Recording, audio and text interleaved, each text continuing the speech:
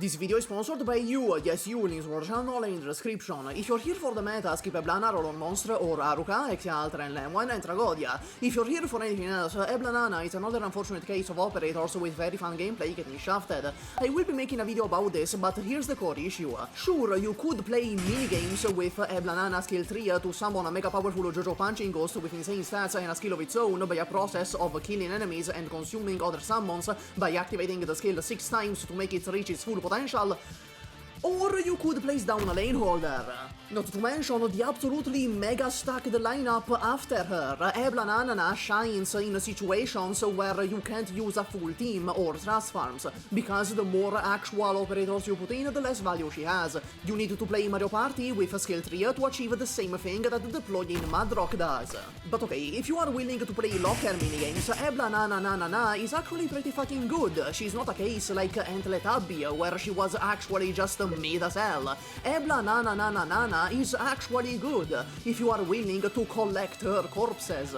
Skill 1 is mid but has some stalling potential, Skill 2 has a sleep niche for all 2.5 Sleep Nights players out there, and Skill 3 is the main dish.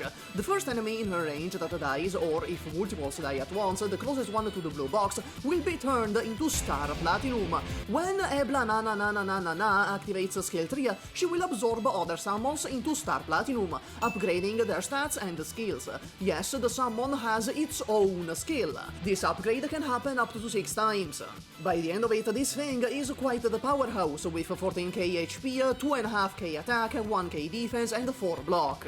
Not just that, but as I said, Star Platinum has a skill on its own. On an SP cost of 15, it will turn the tiles right in a straight line in front of itself into a true AoE death blender. Once you get this thing going, it gets very absurd. Again, don't get me wrong, she is a pretty amazing operator. Pair her with Skadi Alter skill 2 and it's over for any poor Runon bastard that dares stand in Eblanana's way. However, there is no reason to actually use her or roll her compared to the gods of destruction over here. Refer to what I said at the start. Brigid exists, she's the definition of mediocre on the Cambridge dictionary. Her thing is dealing damage, and she deals damage.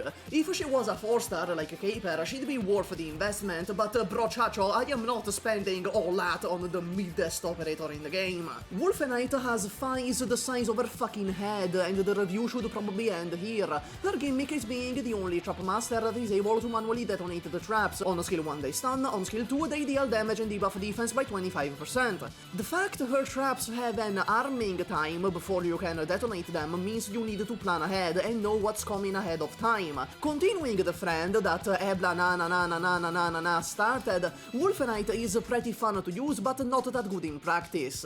Here's the members I love you, special thanks to Raditz, Jack, Living Shada, Polo Tigul, Leon, Christian, Boreas, Mr. Leather, and Raptor, Station, José Phoenix, Nupo, Lizard King, Namotic, Nerd Rage, Andre Mula.